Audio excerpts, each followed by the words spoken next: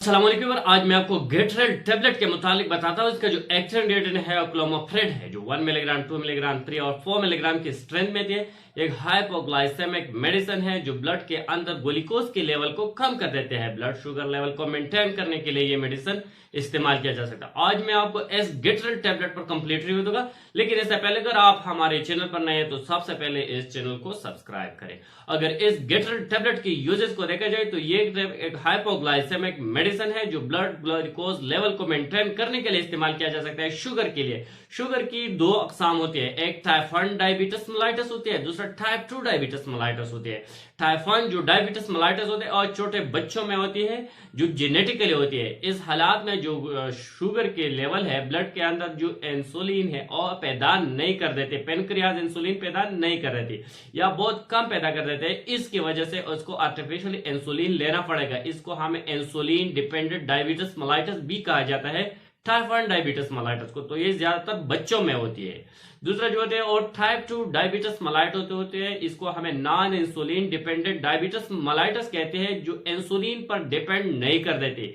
ये बड़ों में होती है। ये लाइफस्टाइल चेंज होने की वजह से या डाइट प्लान न होने की वजह से वो पैदा होती है। इन हालात में जो पेनक्रियाज होते हैं और इंसुलिन पैदा कर देती है, लेकिन बॉडी को यूटिलाइज नहीं कर देती, बॉडी जिस्म जो है वो यूज नहीं कर देती। इसलिए इसे हमें आर्टिफिशियल तरीका से इस ग्लूकोज लेवल को मेंटेन करने के लिए आर्टिफिशियल टेबलेट लेना पड़ेगा। तो इस टाइप 2 डायबिटिस मेलाइटस की ट्रीटमेंट के लिए हमें गेटरेल टेबलेट यानी क्लोमोफ्रेड टेबलेट का इस्तेमाल किया जा सकता है। इस क्लोमोफ्रेड टेबलेट की वजह से जो इंसुलिन होती है पैदा नहीं होती, जिसकी वजह से जो ग्लूकोज की लेवल है ब्लड में वो ज्यादा हो जाती है। तो इस ब्लड ग्लूकोज लेवल को मेंटेन करने के लिए, ब्लड शुगर को कम करने के लिए हमें इस गेटरेल टेबलेट का इस्तेमाल किया जा सकता है टाइप 2 डायबिटिस मेलाइटस में।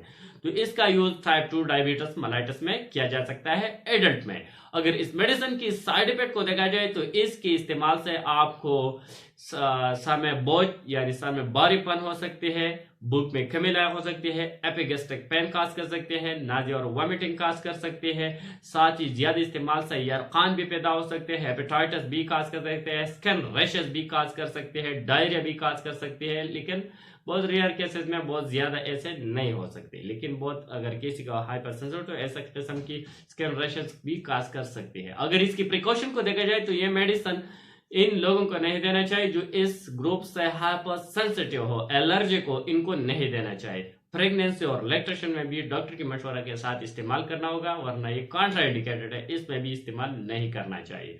साथ ही अगर इसकी डोज को देखा जाए तो ये मेडिसिन जो है ये 1 मिलीग्राम 2 मिलीग्राम 3 मिलीग्राम और 4 मिलीग्राम की स्ट्रेंथ में आती है। तो पेशेंट की नोयत पर डॉक्टर डिपेंड करेगा कि इनकी बीमारी कितनी नोयत की है, तो इस पर डिपेंड। लेकिन इसका जो एवरेज डोज है वह 2 मिलीग्राम दिन में एक दफा इस्तेमाल करना होगा। लेकिन आपकी डॉक्टर आपको जितनी भी डोज जितनी टाइम के लिए रेकमेंड किया, इतनी डोज इतनी ही टाइम में इसका इस्तेमाल करना होगा। डॉक्टर के प्रिस्क्रिप्शन के बगैर कभी भी आप मेडिसिन इस्तेमाल नहीं करना चाहिए। Thank you for watching.